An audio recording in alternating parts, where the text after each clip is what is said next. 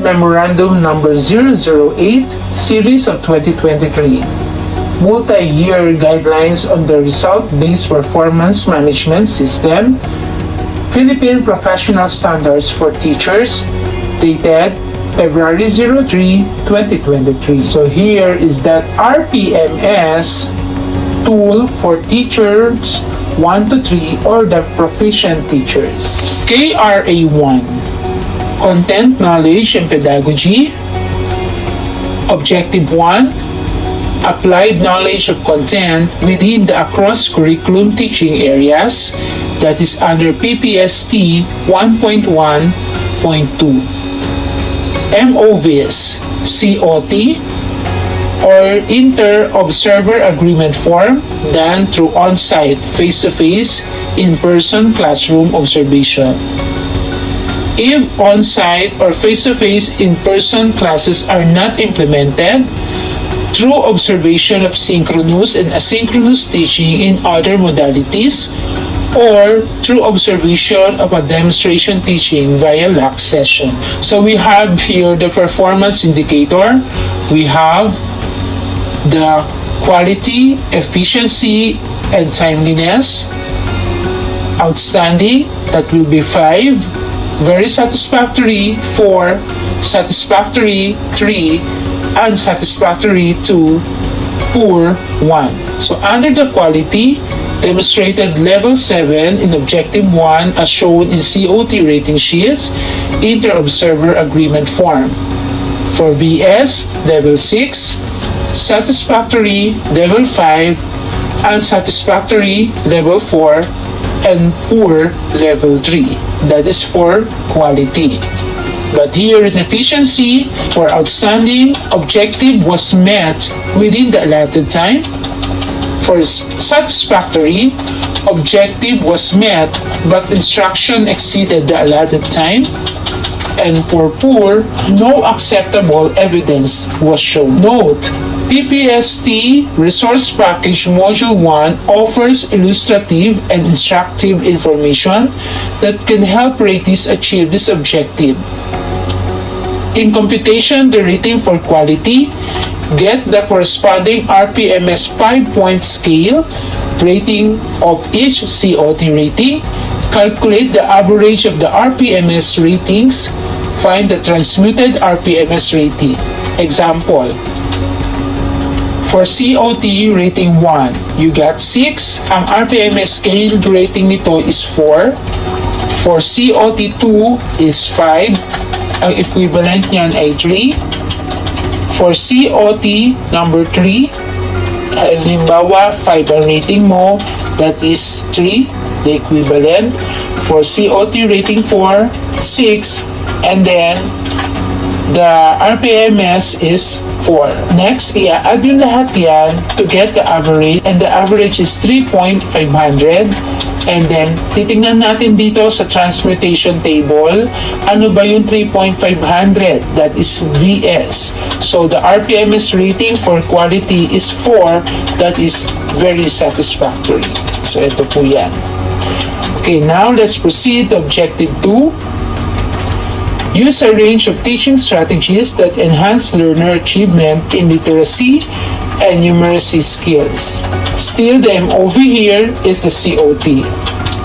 So, ganun pa rin yan, may quality and efficiency.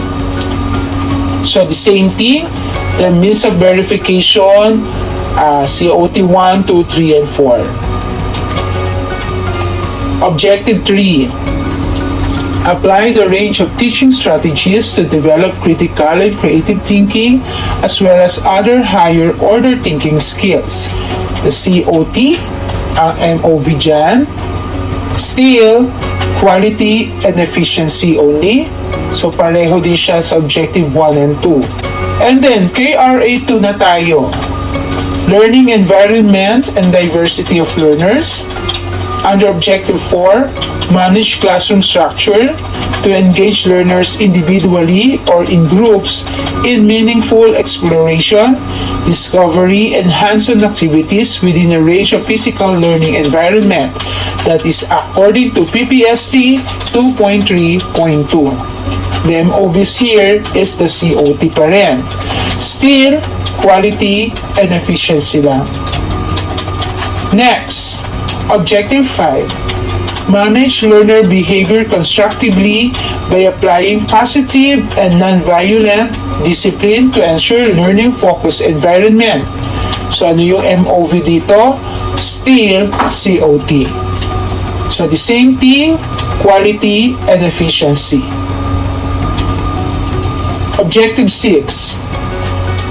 Use differentiated, developmentally appropriate learning experiences to address learners' gender needs, strengths, interests, and experiences. That is under PPST 3.1.2. Ano ang MOV dito? Still, the COT. Okay? So, quality and efficiency po yan. Next, KRA3, Curriculum and Planning. Objective 7, planned, managed, and implemented developmentally sequenced teaching and learning process to meet curriculum requirements varied teaching context.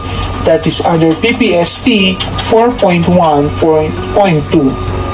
Ano yung MOV dito? Still, the classroom observation. So, quality and efficiency pa rin. For Objective 8, dito lang nagkakaroon ng ibang pagbabago. Participated in colloquial discussion that use teacher and learner feedback to enrich teaching practice. What are the MOVs? Proofs of attendance in LAC session, FGD, meetings or other collegial discussion. Minutes of LAC sessions, reflection notes of teachers on their demonstration of teaching practices or from LAC session, with proof of attendance, any equivalent ALS form document that highlight the objective. So we have here the performance indicator, the quality. For you to get 5, you need to plan for the enrichment teaching practice based on LAC session, FGD meetings, and other discussion attended as shown in MOV3. Ito po yan. And then VS, reflected on practices during LAC session, FGD, meetings, and other discussion to plan, facilitate, and enrich teaching practice as shown in MOV3. You will get S if you have shared practices, teacher and learner feedback during LAC session. That is shown in MOV2. Next, unsatisfactory if you have only attended the LAC session or the FGD meetings or other discussion that discuss teacher-learner feedback to enrich instruction as MOV1. Kung MOV1 lang ang iyong meron, so that is unsatisfactory. Okay, and then poor, kung wala kang mapakitang kahit anong MOV. So this time, teachers, meron na tayong timeliness. For timeliness, you will get outstanding, participated in colloquial discussion that discuss teacher and learner feedback across 4 quarters. Kung 4 quarters yan, you will get 5. Kung 3 quarters, you will get VS. If it's 2 quarters, you will get S. And if it's only 1, you will get unsatisfactory.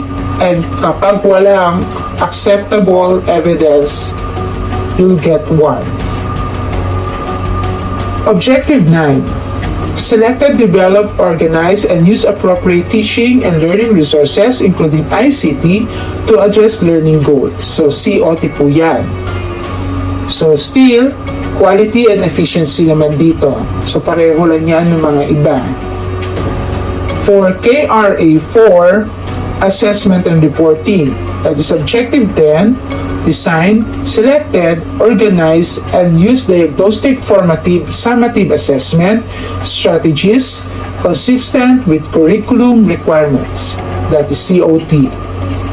Okay, so we only have here quality and efficiency. Next, for KRA4, Objective 11, monitored, evaluated learner progress achievement using learner attainment data. That is according to PPST 5.2.2. Any one of the following.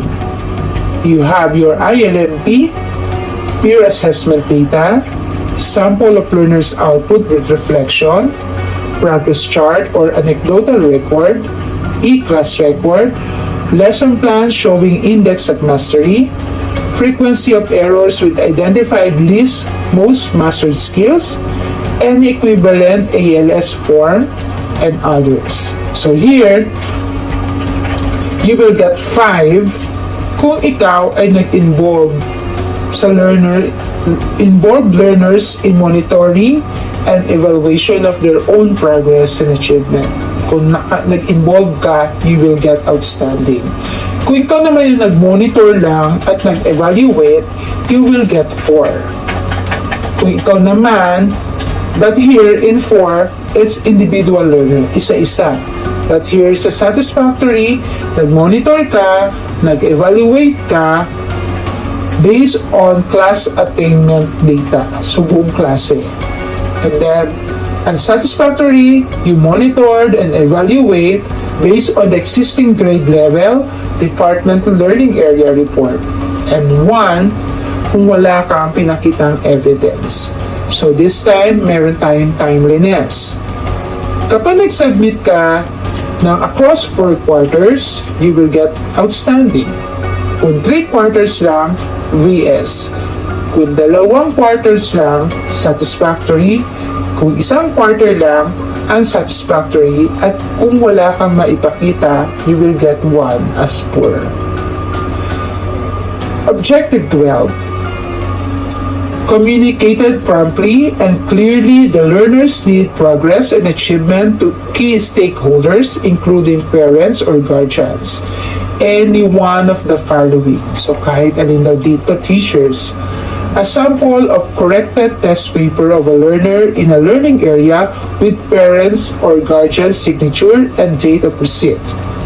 Minutes of meeting with key stakeholders like PTA, SGC, SPT, report card with parents or guardian signature in all quarters supported by minutes of meeting, communication with key stakeholders, anecdotal records showing entries per quarter, any equivalent ALS form, document, and address. So here we have quality and timeliness. You will get outstanding if you sustain engagement. You will get VS, communicated promptly and clearly using various tools and strategies. You will get S if it's communicated promptly and clearly using only one strategy. Isa lang. Unsatisfactory, communicated but not regularly. And poor, no acceptable evidence was shown.